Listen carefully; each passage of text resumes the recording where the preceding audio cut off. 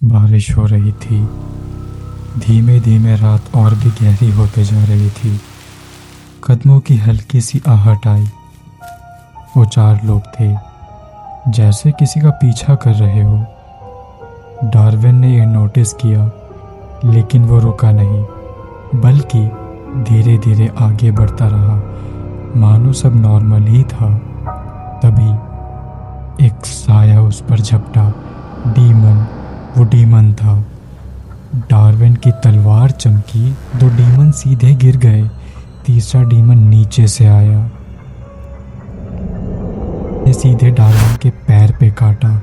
खून कम निकला था, लेकिन डार्विन के पैर में एक निशान रह गया। एक पल की खामोशी छा गई थी, फिर डार्विन का एक वार, सब खत्म। सारे डीमन मर गए थे। बॉडीज ठंडी मिट्टी पर गिर चुकी थी।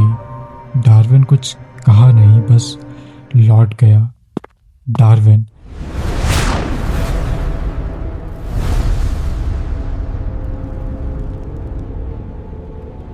घर लौटते वक्त डार्विन ने सोचा डॉक्टर को डीमन बाइट वाला बात बताना चाहिए, लेकिन मार्केट में शीकी खड़ी थी।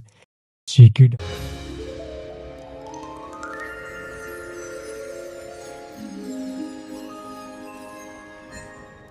वो डार्विन को अपने साथ घर लेके जाती है, वो भी बड़ी जल्दी में।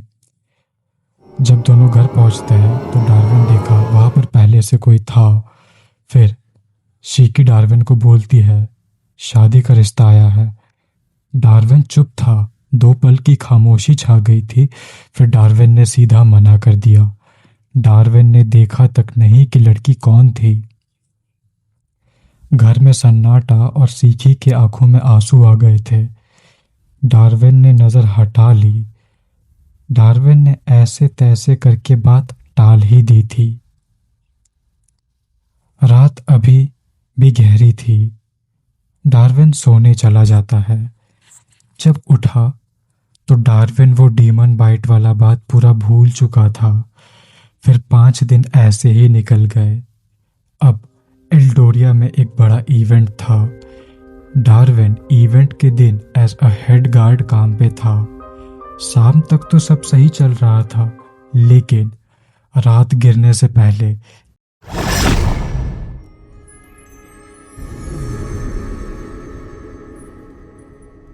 किंग सेड्रिक ने अपने टॉप वॉरियर्स को बुलाया।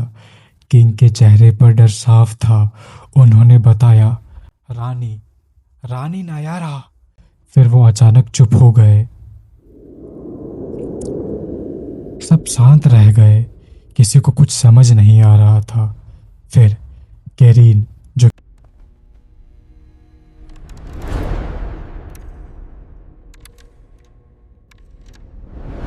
किंग का राइट हैंड मैन है, वो आगे आता है। उसने बात संभाली और वॉरियर्स को बताया कि रानी नायारा किडनैप हो गई है। फिर वो वॉरियर्स को मिशन असाइन करता है, रेस्क्यू मिशन।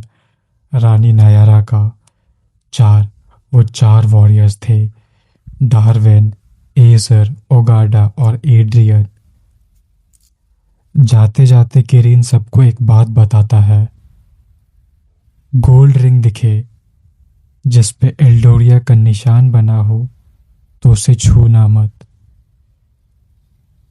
किसी ने कोई सवाल नहीं किया और वो सब बस रेडी हो चुके थे। फिर सबने डिसाइड किया और वो लोग 4 दिशाएं में बांट दी गई। ईस्ट में ओगाडा, वेस्ट में एड्रियन, नॉर्थ में एजर और साउथ में डार्विन। शुरू में सबको लगा था रेस्क्यू इजी होगा, लेकिन ओगाडा को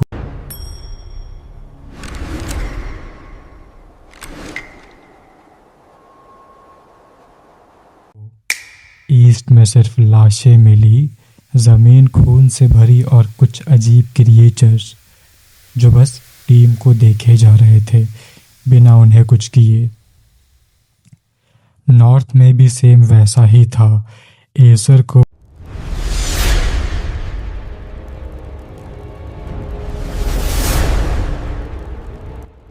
वो बर्फी बर्फीले माउंटेन्स और क्रिएचर के अलावा और कुछ देखने को मिले ही नहीं। फिर एक दिन यूं ही बीत गया। तभी दूसरे दिन वेस्ट से एड्रियन का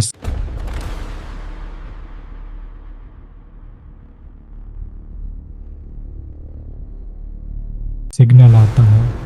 सिग्नल साफ कह रहा था कि रानी नायारा मिल गई है, लेकिन साउथ में डार्विन वहां रुका हुआ था एक गंध से। वो गंध खून की थी जो बस डार्विन को खींचे जा रही थी। डार्विन और टीम उस खून के गंध का पीछा करते करते एक वाटरफॉल तक पहुंचे। उन्होंने वहां बहुत देर रुका, लेकिन उन्हें वहां कुछ नहीं मिला। तभी डार्विन अचानक से वाटरफॉल के पास जाता है। वहां खून का गंध तेज हो गया था। तभी डार्विन को पानी के पीछे एक रास्ता मिला। डार्विन अकेले उस रास्ते के अंदर जाता है। अंदर अंधेरा गहरा था। धीमे धीमे खून की गंध तेज होते गई। फिर डार्विन रुक गया। उसने सांस धीमी की और नजर तेज। तभी जमीन पर डार्विन को खून दिखा और खून के बीच एक गोल्डन रिंग, लाल खून से भरी। उसने रिंग उठाया।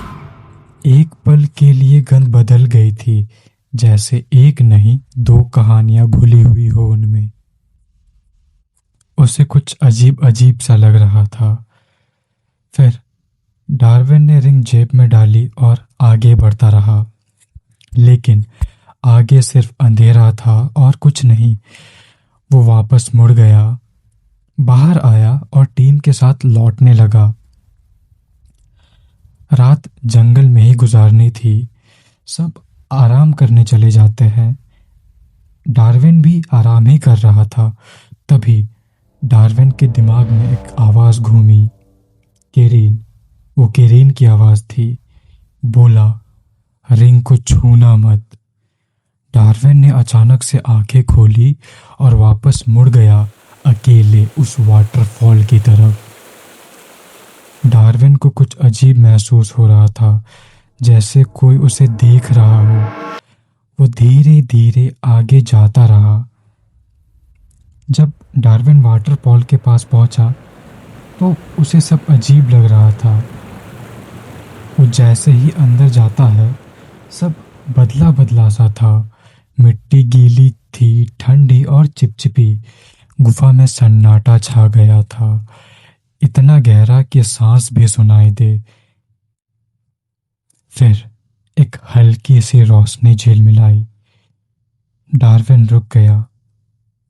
वो हल्के कदमों से उस रोशनी की तरफ बढ़ने लगा। जैसे जैसे वो पास जा रहा था, आवाज तेज होने लगी। आवाज कुछ जाने पहचाने लोगों की। वो तुरंत एक पत्थर के पीछे छुप गया और धीरे से झांकने लगा। तभी कुछ गोल चीज उसकी तरफ घूमते हुए आ रहा था। वो रुक गया। वो एक कटा हुआ सर था। उसके पास आकर थम गया था वो सर। आंखें खुली थी, डर जम चुका था उनमें। डार्विन ने एक पल के लिए नजर हटा ली। फिर उसने उस सर को उठाया और अंधेरे में फेंक दिया। सब अलर्ट हो गए। वो कुछ 5 लोग थे जो अंदर जा रहे थे। डार्विन भी उनका पीछा करते करते अंदर जाने लगा। तभी डार्विन ने उस एनिमी को पंच किया। डार्विन ने पीछे मुड़ के देखा, वहां पर एक एनिमी था। दोनों एक दूसरे को देख रहे थे। डार्विन ने अपना तलवार चलाया और वो एनिमी गिर गया। 2 एनिमी डार्विन की तरफ ही आ रहे थे, लेकिन उसमें से एक एनिमी पीछे छुप जाता है। एक एनिमी सामने आता है। वो उसे पंच करना चाहता था, लेकिन उससे पहले डार्विन ने उसे मार दिया। पीछे देखा तो वो दूसरा एनिमी भाग के उसी की तरफ आ रहा था उसे मारने के लिए, लेकिन डार्विन ने भी उसे मार ही दिया। डार्विन थोड़ा सा रुका। जब वो पीछे मुड़ा तो देखा एक एनिमी भाग रहा था। डार्विन भी उसके पीछे भागने लगा। वाह!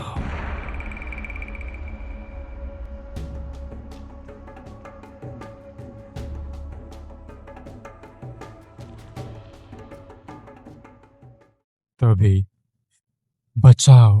एक आवाज गूंजी। डार्विन रुक गया। उसने एनिमी को जाने दिया। डार्विन पीछे उस लड़की के पास जाता है। जैसे ही डार्विन ने उसका मास्क हटाया वो थम गया। सांस एक पल को रुक गई। वो रानी वो रानी नयारा थी। बिना वक्त गवाए डार्विन रानी को लेके आता है। डार्विन रानी से बात करने की कोशिश कर रहा था, पर रानी थकी हुई थी। कुछ याद नहीं था। डार्विन भी चुप हो गया। डार्विन रानी को लेके कैंप जाता है। वहां सब सो रहे थे। रानी डरी हुई थी और थकी भी हुई थी। फिर वो भी सो गई। डार्विन रात भर जगा रह गया। अगले दिन नदी का पानी शांत था, मानो सब ठीक हो चुका था। रानी पानी से मुंह धो रही थी। डार्विन रानी के पास जाता है और पूछा, रानी, आपको याद है क्या कि किसने किडनैप किया था? रानी बोली, मैं बेहोश थी, कुछ याद नहीं, और जब आंखें खुली थी तो मैं गुफा में बंद थी। डार्विन, फिर भी कुछ ऐसा जो हमारे काम आ सके। तभी पीछे से एक आवाज आई, कैप्टन कैप्टन। 2 आदमी गायब है। डार्विन को पहले से ही कुछ अजीब लग रहा था। फिर डार्विन ने सोचा, पहले रानी को वापस ले चलते हैं, फिर बाद में सब देख लिया जाएगा। फिर अचानक से डार्विन को वो रिंग याद आई। उसने वो रिंग रानी को दी। रानी डार्विन को एक शक की नज़र से देखने लगी। फिर कुछ देर बाद सब वापस लौट रहे थे एल्डोरिया को। रास्ता साफ था, लेकिन किसी की नज़र डार्विन पर ही थी। अब कुछ समय बीत गए। एल्डोरिया के गेट सामने थे, दरवाजे खुले। बाकी टीम पहले से ही पहुंच चुकी थी। सिर्फ एक एड्रियन को छोड़ के वहां पर सब थे। अगली सुबह राजा सबको हॉल पे बुलाता है। डार्विन, ओगाडा और एजर सब मौजूद थे वहां, बस एड्रियन नहीं। किंग ने इन्वेस्टिगेशन के बारे में पूछा और सबने अपने बात रखी। तभी रानी आई। वो राजा के कान में कुछ बोली।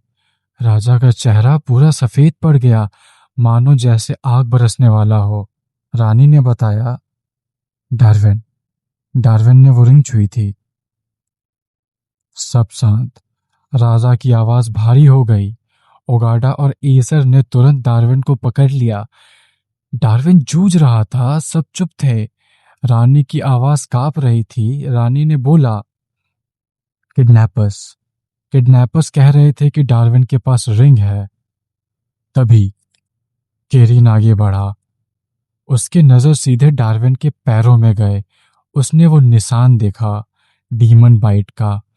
बाइट ताजा नहीं लग रहा था। केरिन के होश उड़ गए।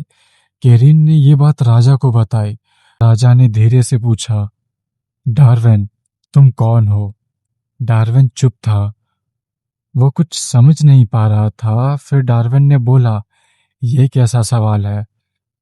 राजा साफ साफ पूछता है, तुम डीमन हो या इंसान? डार्विन डार्विन बोला, मैं इंसान हूं। फिर राजा बोलता है, झूठ। राजा का आवाज भारी हो गया। ये निशान कुछ और ही कह रहे हैं डार्विन। तुमने रिंग भी छुई। फिर केरिन आगे बढ़ा, बोला, डीमन बाइट से इंसान जिंदा नहीं रहते हैं डार्विन। फिर तुम कैसे जिंदा हो? डार्विन चुप हो गया, खुद ही सोच में डूब गया। तभी एक आवाज आई। सब पीछे मुड़े। उन्होंने देखा, खून में लिपटा हुआ एक आदमी। पहचानना भी मुश्किल था। सबने ध्यान से देखा, वो एड्रियन था। वो जमीन पे गिर पड़ा। सब भागे। फिर सबने हीलर्स को बुलाया। कुछ पल के लिए सब डार्विन से हट के एड्रियन के बारे में सोचने लगे। डॉक्टर्स आए और उन्होंने इलाज शुरू किया। किंग ने हीलर से डीमन बाइट के बारे में पूछा। हीलर ने एक खास बात बताई। ज्यादातर आम लोग डीमन बाइट से एक दिन के अंदर मर जाते हैं, और अगर ना मरे तो दो ही वजह हो सकती है, या तो वो डीमन हो या कोई रेयर ब्लड हो। राजा के अंदर शक और भरोसा दोनों लड़ रहा था। केरीन किंग से कहकर डार्विन का ब्लड हीलर को देता है चेक करने के लिए। डार्विन अभी भी इनोसेंट साबित नहीं हुआ था, तो उसे डार्क सेल के अंदर ही रख दिया गया था एक रात के लिए। अगली सुबह राजा के हॉल में एड्रियन की सांसें तेज थी, डर साफ दिख रहा था उनमें। एड्रियन कुछ बताना चाहता था। टूटी हुई आवाज में एड्रियन ने कहा, वेस्ट डिस्ट्रिक्ट के ग्रेववुड के जंगलों के अंदर एक ट्राइब कम्युनिटी रहती है। वो दिखते भी अजीब थे, इंसान भी नहीं लग रहे थे वो। फिर हल्की आवाज में एड्रियन ने बोला, वो कम्युनिटी के लोग भी रानी के पीछे पड़े हुए हैं, उसे ऐसा लगता है। लेकिन किसी को समझ नहीं आ रहा था क्यों। एड्रियन अपनी बात पे वापस आता है। मैं उनका पीछा करते करते उनके गांव तक पहुंचा। डेड बॉडीज जमीन पर भरी हुई थी, उन्हें बेचा जा रहा था। वहां कुछ इंसानी लोग भी थे जो डेड बॉडीज खरीद रहे थे। वो हमारे यहाँ के नहीं लग रहे थे। तभी मैं वहां से जा ही रहा था, लेकिन कुछ लोग को भनक लग गया था। वो मेरा पीछा करने लगे। वो कुछ 3 लोग थे। फिर एक एनिमी भाग के उसके तरफ ही जा रहा था। वो उसको एक पंच मारता है, उसकी आंखें थोड़ी बंद सी हो गई थी। वो पास से एड्रियन पे अटैक कर रहा था, लेकिन एड्रियन ने उसे वहीं खत्म कर दिया। एड्रियन ने पीछे मुड़ के देखा, एक मस्कुलर आदमी उसके तरफ भाग के आ रहा था। एड्रियन ने उसे किक मारी और वो सीधे गिर गया। एड्रियन को कुछ अजीब महसूस हो रहा था। जब उसने पीछे मुड़ के देखा तो और कई लोग आ गए थे जो एड्रियन को ही घूरे जा रहे थे।